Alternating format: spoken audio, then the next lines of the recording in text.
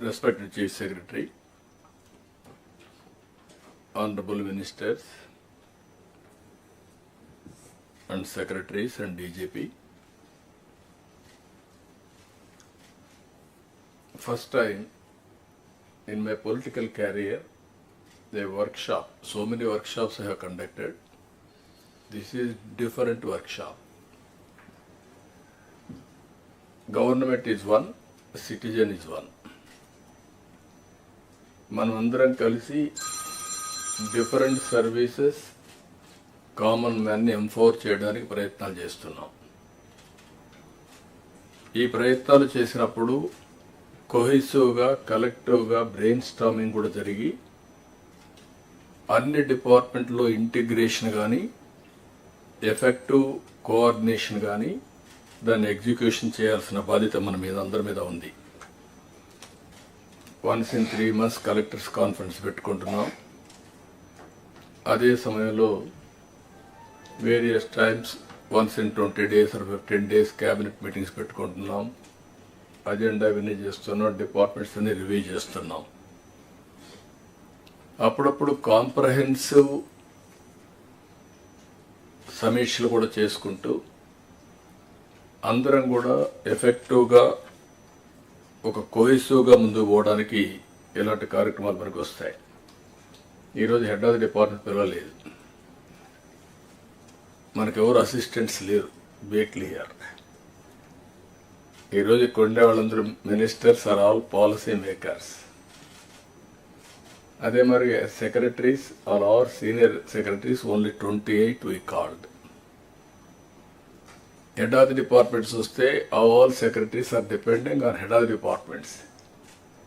You are not applying your minds, we are borrowing other minds. So I wanted to avoid that.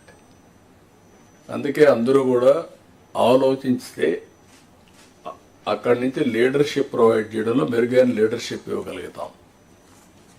ఎప్పుడైనా సరే మనం వేరే వాళ్ళపైన ఆధారపడినప్పుడు మన ఆలోచనలు తగ్గుతాయి,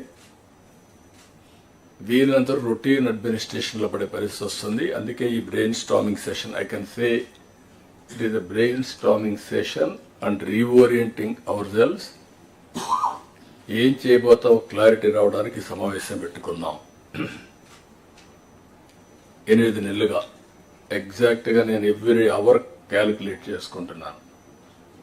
బై టుమారో 12వ తారీఖు నేను ప్రమాణ స్వీకారం చేసి 8 months అవుతుంది. కొత్త గవర్నమెంట్ వచ్చి 8 months అవుతుంది. ఇచ్చిన తీర్పు కూడా మీరు చూస్తే ఒక హిస్టారికల్ మ్యాండేట్ ఇచ్చారు. ఇటీవల కాలంలో ఎప్పుడు కూడా ఇలాంటి మ్యాండేట్ రాలేదు. 93% స్ట్రైక్ రేట్. 93% స్ట్రైక్ రేట్ వచ్చిందంటే ఇక్కడుండే all of us including secretaries గడిచిన 5 సంవత్సరాల పరిపాలన ప్రజలు యాక్సెప్ట్ చేయలేదు. అందుకనే టోటల్గా రిజెక్ట్ చేసి మళ్ళీ ఒక న్యూ హోప్స్ పెట్టుకొని ముందుకు వచ్చే పరిస్థితికి వచ్చారు. మేము కూడా మీరు చూస్తే వచ్చిన తర్వాత ఇది ఫస్ట్ టైం కాదు. నేను 95లో ఫస్ట్ టైం సీఎం అయ్యాను, 99లో అయ్యాను, 2014లో అయ్యాను, 2019లో అయ్యాను. అయితే డిఫరెంట్ టైమ్స్ డిఫరెంట్ ఛాలెంజెస్ ఉన్నాయి, కానీ ఇన్ని ఛాలెంజెస్ ఎప్పుడూ రాలేదు. ఒక పక్కన మొరేల్ ఆఫ్ ది ఆఫీసర్స్, ఇంకో పక్క some of the departments are defunct, some of the programmes are డీరైడ్.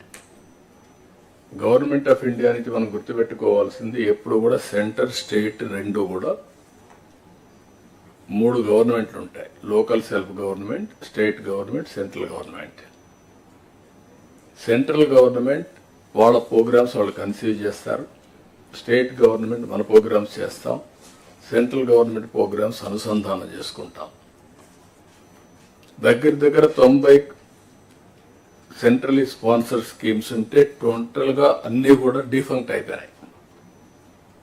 Funds divert చేసే పరిస్థితికి వచ్చారు. వీటన్నింటిపైన మనం ఒక 7 white papers అన్ని పబ్లిసైజ్ చేశాం. పబ్లిక్ కూడా మనం గుర్తుపెట్టుకోవాల్సింది, ఒకసారి పని చేశాం, మీరు వచ్చారు, మొత్తం సరిచేస్తారనే ఉద్దేశంతో మీకు మ్యాండేట్ ఇచ్చామనే అభిప్రాయంతో ఉంటారు. అది ఉన్నప్పుడు మనం ఎక్స్ట్రా ఎఫర్ట్స్ పెట్టాల్సిన బాధ్యత మనందరిపైన ఉంది. అందుకే మనం 8 months నుంచి దగ్గర almost all central sponsor schemes అని సెట్ చేశాం. ఇంకొక పక్కన అడ్మినిస్ట్రేషన్ కూడా ట్రాక్లో పెట్టడానికి ప్రయత్నం చేశాం. రైట్ మ్యాన్ని రైట్ పొజిషన్లో పెట్టే ప్రయత్నం కూడా చేస్తున్నాం. కలెక్టర్స్ కాన్ఫరెన్స్ పెట్టుకొని చాలా క్లారిటీ ఇచ్చాం. ఈరోజు మనం ఇవి చేస్తూనే షార్ట్ టర్మ్లో ఏం చేయాలని అవన్నీ కూడా సెట్ చేసి లాంగ్ టర్మ్ 2047 స్వర్ణ ఆంధ్రప్రదేశ్ కూడా డాక్యుమెంట్ తయారు చేశాం మీ అందరి భాగస్వామ్యంతో. Viksit Bharat government of India తయారు చేశారు, మనం స్వర్ణ ఆంధ్రప్రదేశ్ తయారు చేశాం. వికసిత్ భారత్లో చాలా స్పష్టంగా ఏమేం చేయబోతాం వాళ్ళు చెప్పారు. మనం స్వర్ణ ఆంధ్రప్రదేశ్లో మనం క్లారిటీ ఇచ్చాం. అయితే ఇక్కడ మనందరం గుర్తుపెట్టుకోవాల్సింది, ఈ రిసోర్స్ అని మొబిలైజ్ చేసి